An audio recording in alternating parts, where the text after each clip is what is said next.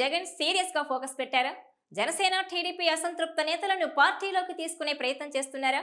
Operation కోస్తా పేరుతో జగన్ చేస్తున్న హడావుడి వైసీపీకి ప్లస్ అవుతుందా? Watch this south first special story.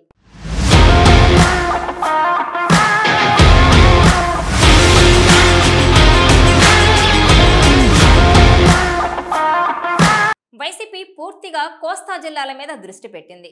కోస్తా జిల్లాలు అంటే ఉమ్మడి గుంటూరు, కృష్ణా, ఉభయ గోదావరి, ఉత్తరాంధ్ర జిల్లాలు అన్నమాట. ఇవి 7 జిల్లాలుగా ఉన్నాయి. ఇక్కడ మొత్తం అసెంబ్లీ సీట్లు 101 ఉన్నాయి. ఇందులో 2019 ఎన్నికల్లో వైసీపీ గెలుచుకున్నది ఏకంగా 84 సీట్లు. అంటే అప్పట్లో వైసీపీ సునామీ అలా బలంగా వీచిందని చెప్పాలి.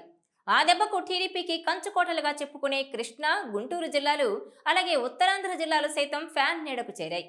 ఉమ్మడి కృష్ణా, గుంటూరు జిల్లాల్లో మొత్తం 33 సీట్లుంటే అందులో 29 సీట్లు వైసీపీకి దక్కాయి.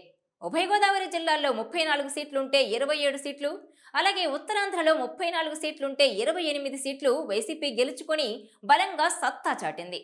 అంటే మొత్తం 101 సీట్లకు 84 సీట్లు సాధించడం అంటే మామూలు విషయం కాదు. అలా టీడీపీ కోసాలు కదిలించింది వైసీపీ.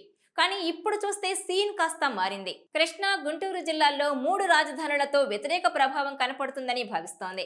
ఇక ఉభయ గోదావరి జిల్లాల్లో జనసేన టీడీపీ పొత్తు ప్రభావం ఉండొచ్చని అంచనా వేస్తోంది.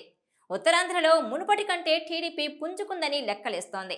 దాంతో ఈసారి కోస్తా జిల్లాల్లో గతంలో వచ్చిన 84 సీట్లలో తిరిగి ఎన్ని దక్కుతాయన్నది వైసీపీలో అంతర్మదనం సాగుతోంది.